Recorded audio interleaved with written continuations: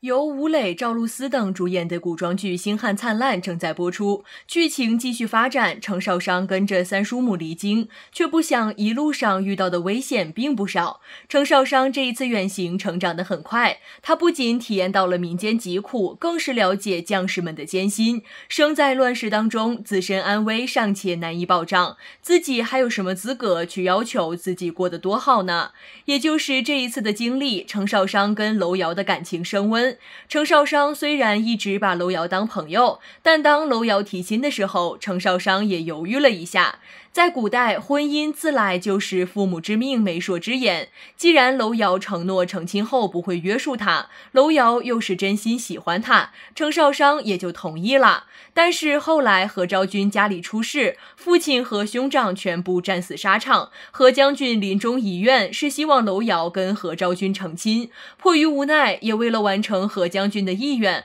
楼瑶只能跟程少商退婚，跟何昭君成亲。虽然程少商和楼瑶都是明事理之人，程少商对楼瑶也一直没有儿女之情，但为了国家大义，最后还是选择退亲。不过这件事对程少商的影响还是有的，毕竟退亲对一个女孩子来说并不太好。豫昌郡主和王陵等人一直等着看程少商的笑话，就等着程少商退亲的时候去数落他。虽说程少商都不介意，但是流言蜚语到底对一个女孩子不太友善。可谁知道，还没等来别人看程少商的笑话，在得知程少商跟楼瑶退婚之后，凌不疑再也坐不住了，立马求旨赐婚。当看到程少商跟楼瑶出双入对，甚至听说两人开始议亲的时候，凌不疑很明显就坐不住了。但看到程少商过得很开心，又看到都对这桩婚事很满意，凌不疑最终没有将爱慕的话说出口。但是在看到程少商跟楼瑶定亲之后，凌不疑才明白，爱一个人是要说出来的，否则就会日日备受煎熬。因此在得知程少商和楼瑶退婚之后，凌不疑再也坐不住了，选择求旨赐婚。凌不疑是皇帝的义子，这些年来皇帝把凌不疑当成亲生的一样疼爱，对这个义子是万般爱护，但对他的婚事却是十分头疼，因为凌不疑对谁家姑娘都看不上。当听说凌不疑要求旨赐婚的时候，皇帝高兴都来不及，更别说阻拦了，所以立马就同意了凌不疑的求旨。这一下，本来要看笑话的人却吃到了惊天大瓜，万万没有想到凌不疑喜欢程少商。为了看看这个未来儿媳，皇后也叫程少商入宫。一看到程少商，皇后万分喜欢，亲自教导程少商礼仪，教他读书写字，做自己喜欢的事情，还给予他母亲般的关爱。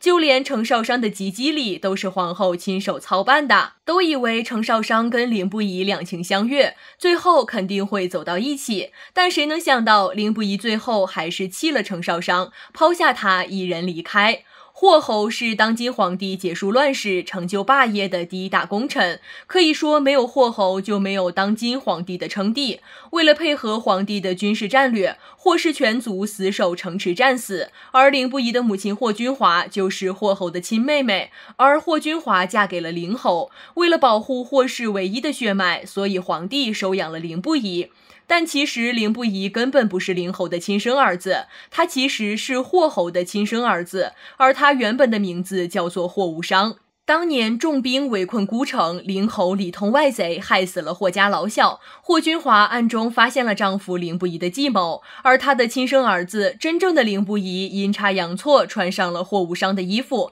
在乱军中被害死。他不得不忍痛趁乱带走了幸免于难的只有5、6岁的霍无伤。即使后来被皇帝找到他们母子，手上没有证据的霍君华和霍无伤也只能隐忍。霍无伤以凌不疑的身份继续活下去，暗中寻找证据，伺机报仇。而霍君华为了不让凌侯起疑，只能以凌侯在他死后不到1年就有了小妾为借口与凌侯绝婚，然后装疯10几年。旁人都以为他是对凌侯用情太深，实际上他是为了隐藏这个惊天的真相。霍君华郁郁病死了，凌不疑却还没有找到凌侯的罪证。凌不疑自己在世上的最后一个亲人也没了，他再也等不及了。所以他设计屠戮凌氏全族，为霍氏满门忠烈报仇雪恨。凌不疑在杀凌侯之前，道出了当年父亲霍侯被害的真相。当年之事可不是你一人做下的，你们三兄弟齐心协力，分头行事，一个引敌入城，一个屠戮妇孺，杀人灭口，还有你趁我父不备，伺机谋害。